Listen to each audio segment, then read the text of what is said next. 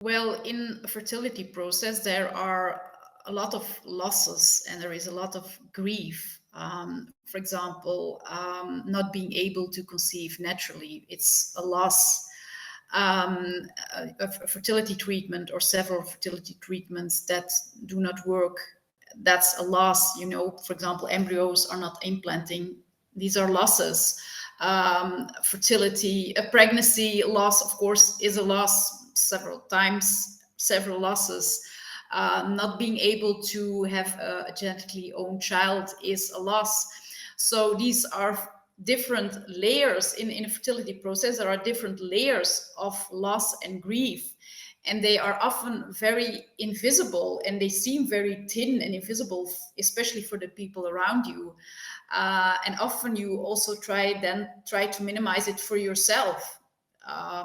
But before you know it, you have a whole stack or a whole pile of these layers of loss and grief.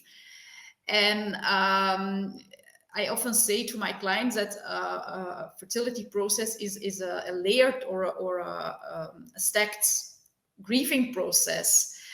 And I think it's important for yourself to acknowledge this. These losses these layers may seem very thin and invisible for the people around you, but for you, they are real and it is intense, it is tough. And you have to acknowledge this for yourself. Don't push it away like a ball under the water, because this makes you tense and tired. You have to, I always say to clients, look at it and make this loss real and visible, because then you will be more able to well, not to complete it, but give it a part in your story and move on. So how do you do this? Making it real and visible, for example, by talking about your losses. Very often we don't talk about these losses.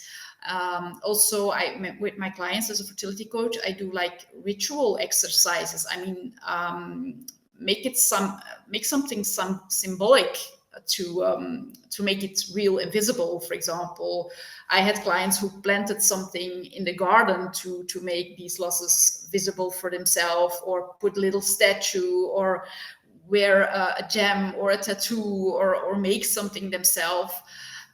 These kind of things make your loss more real and visible for yourself, like you do as we really have a big loss, somebody dies, and we do this too, but we don't do it when we have a small layer of loss. It's not small in your fertility process. So I think that helps to move on in this stacked grieving process.